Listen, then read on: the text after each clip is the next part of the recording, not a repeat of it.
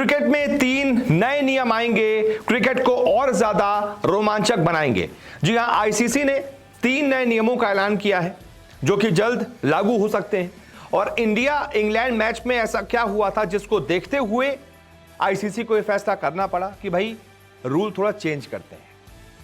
तो जो 3 नए नियम आए हैं उसमें इंडियन टीम का बहुत बड़ा रोल है। कैसे वो रोल है, क्या है, मैं एक एक करके आपको तीनों रूल्स के बारे में बताता हूं। एक जो पहला रूल चेंज किया गया है वो रूल है कंकशन सब्स्टिट्यूट के नए नियम। पिछले साल जब इंडिया इंग्लैंड के बीच सीरीज हो रही थी तब एक मैच के दौरान हुआ क्या था कि शिवम दुबे, उनके हेलमेट पर बॉल लगी थी, थोड़ा चोटिल हो गए थे। तो कंकशन सब्स्टिट्यूट उनकी जगह पर कौन आया था? भाई शिवम दुबे तो एक बैटिंग ऑलराउंडर है, तो कायदे से एक बैटिंग ऑलराउंडर को ही आना चाहिए था। एक ऐसा बैट्समैन जो शिवम दुबे की तरह थोड़ी थोड़ी बॉलिंग भी कर लेता है। लेकिन लाया कौन गया था? हर्षित राणा, प्योर पेसर, जो कि थोड़ी बहुत बैटिंग कर लेता है। बिल्कुल उल्टा, शिवम दुबे मेन बैटर है, बाद में बॉलिंग करते हैं।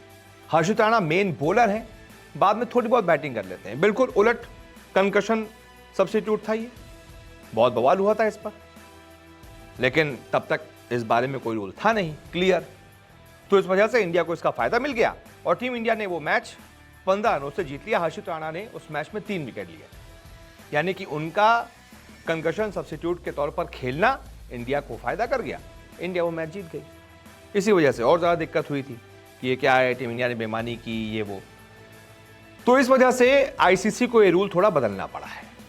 अब क्या है कि अब पहले से ही आपको 5 तरह के कंकशन सब्स्टिट्यूट के ऑप्शंस रेफरी को देने पड़ेंगे। पहले से ही बता देना पड़ेगा। एक प्योर बैटर, एक प्योर बॉलर, एक विकेट कीपर, एक स्पिन बॉलर और एक ऑलराउंडर। ये 5 तरह की कैटेगरी है।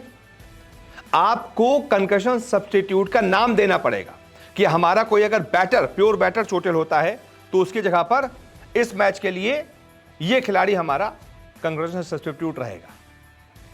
अगर हमारा कोई स्पिनर जैसे ही कुलदीप यादव, अगर वो चोटिल हो जाते हैं तो उनकी जगह पर जिस भी खिलाड़ी का नाम रेफरी को दिया होगा वही सब्स्टिट्यूट के तौर पर खेलेगा। ऐसे ही ऑलराउंडर, जैसे कि शिवम दुबे ऑलराउंडर थे, उनकी जगह पर पहले से ही अगर इंडिया ने किसी और का नाम दिया होता, किसी वैसे ही ऑलराउंडर जैसे कि नीतीश रेड्डी, वो भी शिवम दुबे की तरह एक मेन बैटर है, उसके बाद थोड़ी बहुत बॉलिंग भी कर लेते हैं, तो उनका नाम पहले से देना पड़ेगा। तो अगर मैच में कोई भी इनमें से इस कैटेगरी का जो भी चोटिल हुआ, मान लीजिए विराट कोहली चोटिल हो गए, प्योर बैटर कैटेगरी में आते हैं, उनकी जगह पर जिसका भी नाम दिया होगा फिर वो खेलेगा। ऐसे ही विकेट कीपर, मान लीजिए ऋषभ पंत चोटिल हो जाते हैं, तो ऋषभ पंत की जगह पर जिस भी विकेट कीपर का नाम दिया होगा वो कंकशन सब्स्टिट्यूट के तौर पर खेलेगा। पहला नियम ये चेंज कर दिया गया है। इसके बाद दूसरा नियम क्या चेंज किया गया है? 2 न्यू बॉल रूल। इसमें क्या हुआ है कि अब 34 ओवर तक दोनों तरफ से नई गेंदों तक का इस्तेमाल होगा।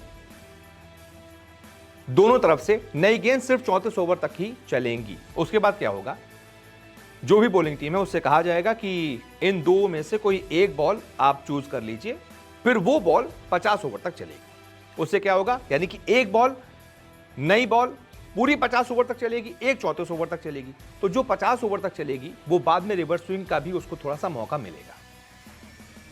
तो ये फायदा 2 न्यू बॉल रूल से होगा। उससे क्या होगा कि अभी मैचेस जो हैं वो बैट्समैन फ्रेंडली ज्यादा हो गए हैं, उस वजह से बॉलर को थोड़ा बहुत देने के लिए, फायदा देने के लिए यह फैसला लिया गया है कि 2 न्यू बॉल रूल में चेंज करते हैं।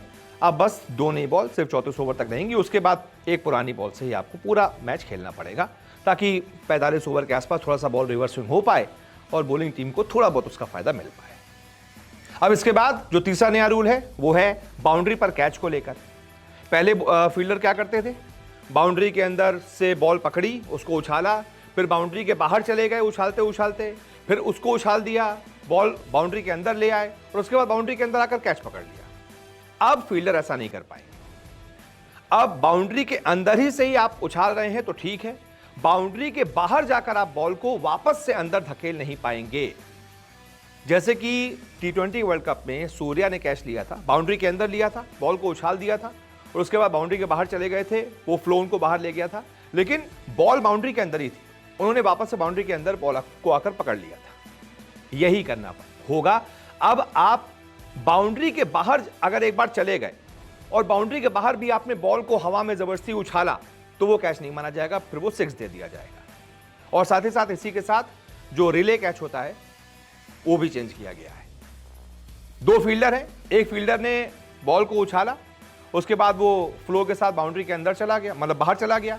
दूसरे फील्डर ने बाउंड्री के अंदर कैच पकड़ लिया, जिसको भी उसने पास किया था बॉल, उसने कैच पकड़ लिया।